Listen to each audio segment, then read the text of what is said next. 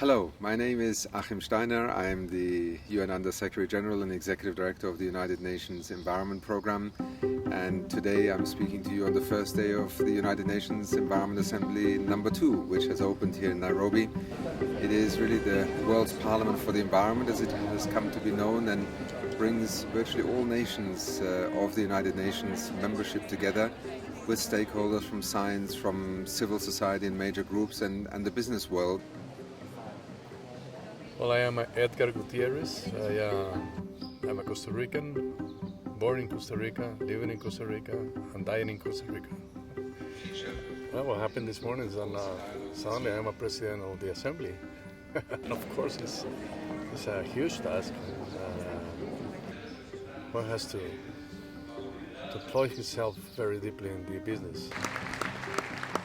And the day began actually as we had hoped, with first of all an outlook on the opportunities for action. We have a Sustainability Innovation Expo here. We saw an electric bus constructed in Uganda driving us around the campus here. Solar technology on the cutting edge in Africa. We have, very interested and very innovative technology that is going to make a difference in the near future. I was able to hold in my hands a satellite. I mean, it was amazing. A small little device that is going to allow us to actually have a look at natural resources in my country, in any country in the world, every 24 hours. I mean, this is just amazing. We have already seen a number of side events happening today. My name is Doug Cress. I'm the program coordinator of the Great Apes Survival Partnership. GRASP, in partnership with UNEA, co-hosted this side event today to introduce the world to a new online tool we've created jointly to help land use planning and to help policymakers and stakeholders around the world understand better the value of carbon in the ground and the great ape population. The overlap there makes those high priority areas not to be developed.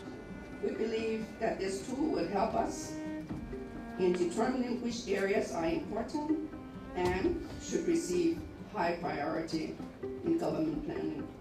We do use great apes to start a conversation that quickly lets us tackle much bigger issues. So this is one about land use planning and working with a large program like UNEA that allows us to add value to their issues. It's also very hard to get emotional about forests, or very hard to get emotional about an issue like climate change. But if we can put great apes in the middle of that conversation and have them be the focus and the focal point, sometimes it does make a difference. It really does seem to bring much more enthusiasm and passion to a project. I believe that the world is too smart to let iconic species like great apes or elephants or rhinos or whales go extinct. What's missing is education. What's missing is the straight line from a human action to the results. The purchase you make in a grocery store has a direct and dramatic impact on the great apes in the forest. If we can't make that link, we have no hope. You have to change people's minds by getting them emotionally engaged.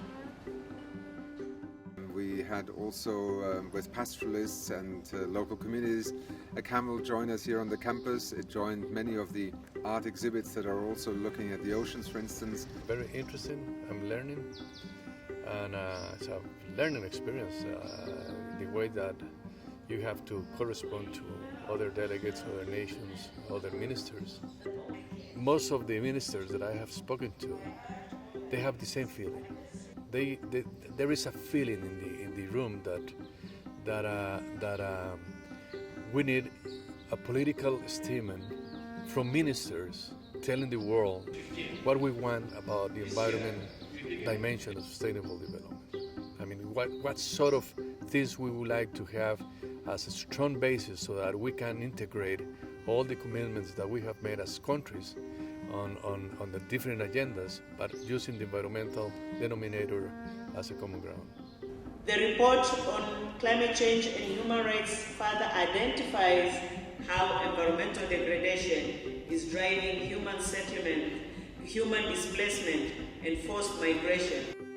We also launched today the Healthy Environment, Healthy People report that speaks to the whole link that is so central to this week, which is the environmental dimension of the 2030 Sustainable Development Agenda.